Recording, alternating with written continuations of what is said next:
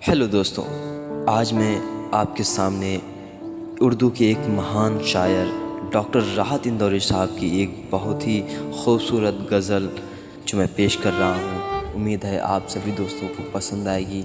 अगर आपको वीडियो पसंद आए तो वीडियो को लाइक कीजिए, कमेंट कीजिए और हमारे चैनल को सब्सक्राइब करना ना भूलें।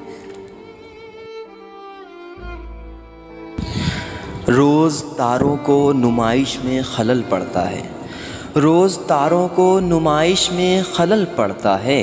चाँद पागल है, अंधेरे में निकल पड़ता है।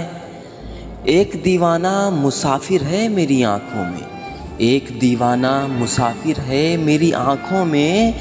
वक्त बेवक्त ठहर जाता है, चल पड़ता है। अपनी ताबीर के चक्कर में मेरा जागता ख्वाब, अपनी ताबीर के चक्कर में मेरा जागता ख्वाब रोज़ सूरज की तरह घर से निकल पड़ता है। रोज़ पत्थर की हिमायत में गज़ल लिखते हैं, रोज़ पत्थर की हिमायत में गज़ल लिखते हैं।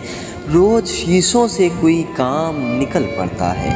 उसकी याद आई है सांसों ज़रा आहिस्ता चलो, उसकी याद आई है सांसों ज़रा आहिस्ता चलो।